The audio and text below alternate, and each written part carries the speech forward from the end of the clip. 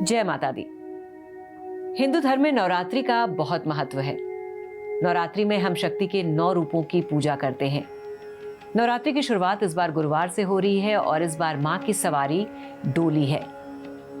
कैसे करें इन 9 दिनों में शक्ति की पूजा, क्या है पूजा का विधि विधान, मां की सवारी डोली है, इससे क्या शुभ और अशुभ संकेत मिलते हैं, इन सारी चीजों के बारे में हम बातचीत करेंगे। हमारे साथ ज्योतिषाचार्य सरिता जी मौजूद हैं, उनसे ये सारी जानकारी लेंगे। सरिता जी, बहुत बहुत स्वागत है आपका। नमस्कार। सबसे पहले आपको भी नवरात्रों की बहुत बहुत शुभकामनाएं। सरिता जी, इसके पहले कि हम अपने कार्यक्रम की शुरुआत करें और चर्चा को आगे बढ़ाएं, पहले हम चाहेंगे आप ये बताइए कि इस बार मुहूर्त कब का है, कितने बजे माता को बिठाया जाए? माता रानी का जो पहला मुहूर्त है वो है सुबह जल्दी का 6:17 से 7:22 तक। यदि आप इस मुहूर्त में कर सकते हैं तो कलश स्थापना और माता की स्थापना कर दें। यदि आप थोड़ा विलम्ब, थोड़ा समय चाहते हैं तो सबसे बढ़िया रहेगा आपके लिए अभिजीत मुहूर्त, जो कि 11:17 से लेकर 12:32 तक रहेगा। इस बीच में भी आप अपने कलश स्थापना और माता रानी की पूजा आराधना कर सकते हैं। तो ज़रूरी नहीं कि सुबह में करें, ये समय भी उतना ही अनुकूल है। तो अगर हमारे पास सुबह में टाइम नहीं है तो हम अभिजीत मुहूर्त सबसे बढ़िया मुहूर्त रहेगा। अगर उस समय में आप करेंगे तो भी आपको पूरा पूजा अनुष्ठान का फल अवश्य प्राप्त होगा। अच्छा सरिता जी, एक बात मन में बार बार आती है, कहा जाता है इस बार माता की सवारी ये है, इस बार ये, जैसे इस बार की सवारी उनकी डोली है और इससे शुभ और अशुभ संकेत बताए जाते हैं। सबसे पहले तो ये बताइए कि ये माता की सवारी का मतलब क्या है, कैसे तय होता है कि इस बार माँ की सवारी क्या है? मैं आपसे सवाल अपना बता दे रही हूँ तो आप उसका फिर जवाब दीजिएगा। और दूसरी बात यह है कि शुभ और अशुभ संकेत क्या है? माँ का आना ही अपने आप में ये एक बहुत बड़ा शुभ संकेत है, तो इसमें अशुभ क्या हो सकता है? जैसे कि नवरात्रों का दिन, यदि वो नवरात्र इतवार और सोमवार से शुरू हो रहे हैं तो माता रानी की जो सवारी रहती है वो हाथी रहती है।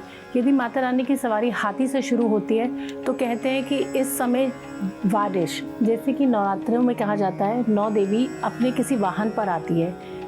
4 तरीके के वाहन होते हैं, घोड़ा, हाथी, नाव और डोली। ठीक है। यदि माता रानी हाथी पर आती है तो कहते हैं इस वर्ष बारिश या जल अधिक गिरेगा। यदि माता रानी घोड़े पे आती है तो कहा जाता है कि बाहरी देशों से आपका युद्ध बन सकता है, योग बनता है कि युद्ध चल सकते हैं। इसके अलावा यदि माता डोली पर, जैसे कि इस बार माता रानी डोली पर आ रही है तो संकेत बनता है कि हमारे देश में महामारी फैल सकती है। ये एक संकेत है, इसलिए घबराने के लिए नहीं बता रही हूँ मैं, बट कहीं ना कहीं यदि माता रानी डोली पर आ रही है तो एक संकेत है कि इस साल हमें कहीं ना कहीं महामारी का सामना करना पड़ सकता है। सतर्क रहें, अलर्ट रहें, जितना हो अपने साथ साफ़ सुथरा स्वच्छ रखने की कोशिश करें अपने वातावरण को, ताकि इस तरीके की किसी भी संभावना या इस तरीके की किसी भी दिक्कत का हमें सामना ना करना पड़े। चौथा जो वाहन होता है वो माता का नाव होता है। यदि माता रानी नाव पर सवार होकर आती है तो कहा जाता है माता रानी आपकी समस्त मनोकामनाओं को पूर्ण करती है। तो इस बार जो है वो माता रानी आपके कहीं ना कहीं डोली पर आ रही है, तो डोली का थोड़ा सा संकेत ज़रूर है, मगर इससे भय बनाने की ज़रूरत नहीं है। इसका सामना करने के लिए हम सबको तैयार होना चाहिए और हम सब इस चीज़ के लिए तैयारी के साथ आगे बढ़ेंगे। संकेत चाहे जो भी मिल रहे हो सरिता जी, लेकिन माँ का आना ही अपने आप में बहुत शुभ है, तो वो हमें हर मुश्किल से निपटने की भी शक्ति देंगी। तो यानी अगर हम आपकी बात समझें तो सिर्फ नाव ही एक ऐसा साधन है, अगर उससे माता आती हैं तो वही ये शुभ है, बाकी उनकी सारी सवारी जो है वो कहीं ना कहीं कुछ संकेत देती है। देखो, माता का प्रभावी 9 रूपों का क्या है? शक्ति को बढ़ाना, आपको उस ताकत से रूबरू कराना जिससे कि हम सब लोग लड़ सकें। तो कहीं ना कहीं 9 देवी का 9 रूप ही यही हमें दिखाता है कि आप कैसे माता से अपनी दिक्कतों से लड़ सकते हैं और अपने जीवन में सफलता को प्राप्त कर सकते हैं। तो ये घबराने का समय नहीं है, बस अपने जीवन को संघर्ष के साथ आगे बढ़ते जाने का समय है। तो सरिता जी, क्योंकि मेरे ख्याल से जो भी हमारे दर्शक होंगे और सुन रहे होंगे वो ज़रूर ये चाह रहे होंगे कि आप इसका कुछ उपाय बताइए कि इस मुश्किल समय से, अगर आप जैसे कह रही हैं कि महामारी आने के संकेत मिल रहे हैं, हो सकता है, तो आदमी इस मुश्किल समय से कैसे निपटे? देखिए, इसमें कोई उपाय तो क्या है, आप 9 दिन माता रानी की जो पूजा करेंगे उसमें प्रॉपर माता रानी को भोग लगाएं, पूरा अनुष्ठान से पूजा आराधना करें माता रानी की। माता रानी अपना सच्चा मन रखें, लोगों का भला करने की कोशिश करें और कुछ सावधानियां जो अपने जीवन में बरतते रहें। यही एक तरीका है जो हम अपने इस मुश्किलों वाले दौर को निकाल देंगे जीवन से। तो क्या यही एक संकेत मिल रहे हैं या आम आदमी कुछ अपने निजी जीवन में कुछ राहत की भी उम्मीद कर सकता है? देखिए, राहत तो है ही। जब 9 दिन है माता रानी की, तो ये कोई अशुभ तो हो नहीं सकते। माता रानी कहते हैं कि आपका बच्चा अवश्य कुपोत हो सकता है, मगर माता कभी कुपोत नहीं हो सकती। तो कहीं ना कहीं आपको ये 9 देवी के जो रूप हैं वो कहीं ना कहीं आपको बहुत सफलता ही प्राप्त कराएंगे, जीवन में आगे मार्गदर्शन करेंगे, और आपका जो भी ये कठिन समय रहा है या रह रहा है तो इन सबसे निजात ज़रूर मिलेगी। तो 9 दिन बड़े ही महत्वपूर्ण होते हैं। हर आदमी चाहता है कि हम अपनी पूरी श्रद्धा से पूजा पाठ करें और जो हमारी सामर्थ्य है वो हम कर पाएँ। तो पूजा पाठ की क्या सही विधि है सरिता जी, जिससे कि हम अपना पूरा समर्पण भी कर पाएँ और माता की पूजा में हमसे कोई गलती भी ना हो? किन किन बातों का ध्यान रखना चाहिए और किस तरह से पूजा करनी चाहिए? क्या विधि विधान होना चाहिए? मैं आपको बताऊंगी, पूजा करने का मतलब ये नहीं है कि हमने सिर्फ व्रत रखा या आरती करी, घंटी बजाई, माता रानी को पूजा, वो काम हो गया। पूजा करने का मतलब है कि हम लोग स्वच्छ रहें, जल्दी उठें, पूरी आराधना करें, माता की कलश स्थापना करें, घर में शांति बनाए रखें, किसी तरीके का कलेश ना करें, अपने जीवन में नेगेटिविटी को निकालें, अपना गुस्सा अहंकार को थोड़ा कम करें। आजकल का जो माहौल है, लोगों में बहुत ज़्यादा पेशेंस लेस हो गई है दुनिया।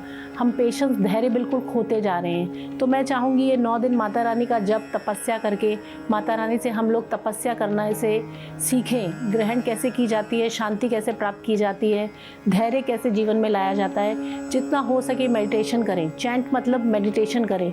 मंत्र जाप मतलब करना भी यही है कि आप धैर्य बनाएं अपने जीवन में और अपने जीवन में मेडिटेशन करना सीखें। एक लंबे दौर एक तरीके से आप बैठें, आसन बिछाएं, पूरी पूजा आराधना करें, माता रानी की कलश स्थापना करें, दीपक जलाएं, अपनी जो भी मनोकामना है वो माता के आगे अवश्य रखें। यदि आप सच्चे दिल से ये सब चीज़ें 9 दिन करते हैं तो देखो, नवरात्रि जो है वो जीवन में नई खुशियाँ, नया उमंग, नया समय लेकर आता है। तो अगर ये नवरात्रों को हम पूर्ण रूप से करेंगे तो जीवन में अवश्य हमें अच्छा टाइम और अच्छी चीज़ें दिखाई देना शुरू हो यानी अगर अब मैं आपकी बातों को मतलब समराइज करके बताऊं तो पूरी बात यह है कि अपनी श्रद्धा से आप पूजा पाठ करिए, उसका कोई फिक्स कोई तौर तरीका नहीं है। सिर्फ श्रद्धा भक्ति से आप शुरुआत मुहूर्त से करिए, बाकी आप पूरी आस्था के साथ जो भी आपके अपना बन पड़ता है, जितना भी आप कर सकते हैं वो करिए। और माता रानी को दूध से बने पदार्थ, खाद्य पदार्थ का जितना हो सके भोग लगाएं।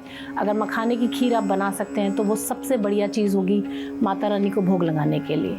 मैं अपने दर्शकों को बता दूं कि हम अपने अलग अलग एपिसोड्स में आपको माँ की अलग अलग शक्तियों के बारे में, अलग अलग रूप के बारे में भी बताएंगे, उसकी चर्चा करेंगे, कैसे आप पूजा करें कि आपको ज़्यादा से ज़्यादा फल की प्राप्ति हो। यह सारी चीज़ें सरिता जी आपको बताएंगी अपने अलग अलग एपिसोड्स में।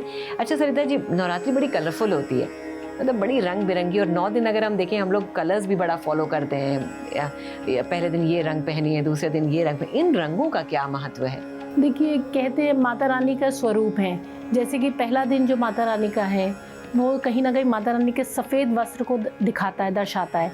तो लोगों को पीसफुल, शांति का प्रतीक होता है। तो हम ये चाहेंगे कि आप सफ़ेद रंग पहने ताकि आपके जीवन में आप शांति, धैर्य इसको स्थापित कर पाएं। अब तो पूरे 9 दिन का आ जाता है कौन कौन से रंग पहनने हैं आपको। हाँ, तो बहुत कॉमनली है। और जिस दिन जिस माता रानी का जो दिन होता है उसी के कलर को लोग पहनना ज़्यादा पसंद करते हैं, सोचते हैं कि उससे पूजा लग जाएगी। बट पूजा तो आपको समर्पण करके ही करनी पड़ेगी, सच्चे दिल से ही करनी पड़ेगी। चलिए, तो आपने बहुत अच्छे से सारी चीज़ें समझाई। चलते चलते अगर आप कुछ दर्शकों से कहना चाहें। देखिए, ये आप सबके लिए नया साल आ रहा है, नवरात्रे आ रहे हैं, सबके जीवन में खुशियाँ आएंगी, माता रानी सब पर कृपा बरसाएगी अपनी। कोशिश कीजिए, धैर्य बनाए, जीवन में आगे बढ़ने की कोशिश कीजिए। यदि आपको कोई भी दिक्कतें आ रही हैं तो माता रानी से प्रार्थना कीजिए, सच्चे दिल से प्रार्थना कीजिए, प्रॉपर भोग लगाइए, कलश स्थापना कीजिए घर में, और अपने घर में सुख शांति की स्मृति कीजिए। तो हम अपने अगले एपिसोड्स में आपको और भी जानकारियाँ देते रहेंगे। फिलहाल आज के लिए बस इतना ही। बाकी खबरों के लिए देखते रहिए श्रेष्ठ भारत। जय माता दी।